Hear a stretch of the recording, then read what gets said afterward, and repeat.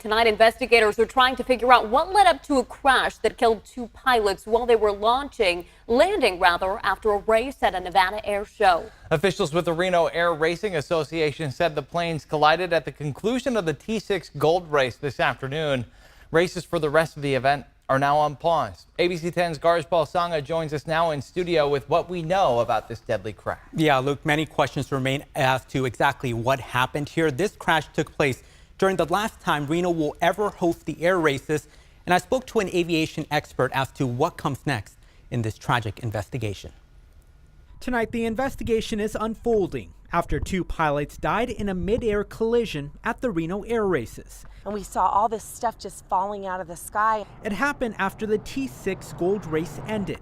The two planes, a single-engine North American T6G and a single-engine North American AT6B, collided as they were in the process of landing. Right as I looked up, within 2 seconds, the planes collided. The Reno Air Racing Association identified the two people killed as Nick Mackey and Chris Rushing. Both were described as expertly skilled pilots and gold winners in the T6 class. Both pilots are from California.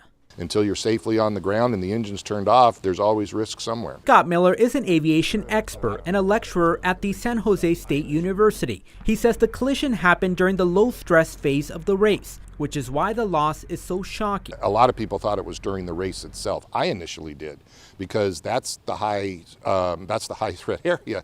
When you're going around those pylons and you're doing like this coming across. I was surprised to hear it was once the race was actually over and in the landing phase. Now the focus turns to grieving and mourning, but also to the investigation. That'll be the next step, collecting the interviews, talking to the other pilots that were involved in the race that were also maneuvering to land, and then try to develop a picture of what occurred. Did they have each other in sight? Were they maneuvering visually? What their sequences were for landing? Determining that information will be next. And this is the latest deadly plane crash at the Reno air races. Last year, a pilot died after crashing during the third lap of the Jet Gold race, since the race started in the 1960s.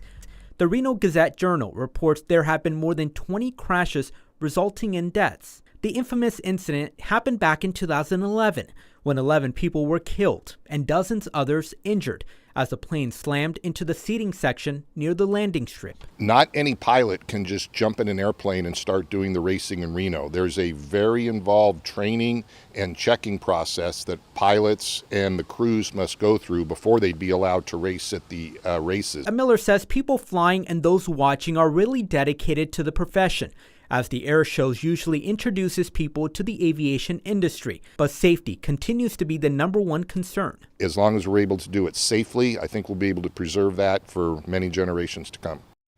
Now, authorities have said there were no other reported injuries on the ground. Now, the FAA and the National Transportation Safety Board will be conducting a thorough investigation into the crash, guys. It's a sad and shocking end to the Reno air races. And Garjpal, you were a reporter in Reno for a time. Just how close do people actually sit to where this accident happened? Yeah, people sit really close, but this particular crash happened further away from the spectators. But as we've seen in years past, where the crash has happened close to the section, but luckily this one happened away from them. But it did hit close to some homes, but luckily no one there was injured. So good news there, at least. Yeah. Glad to hear everyone okay was there. Just hearts go out to those pilots and their families who were involved in this crash. Our Garjpal Sangha reporting live for us in studio tonight. Thank you, Garjpal.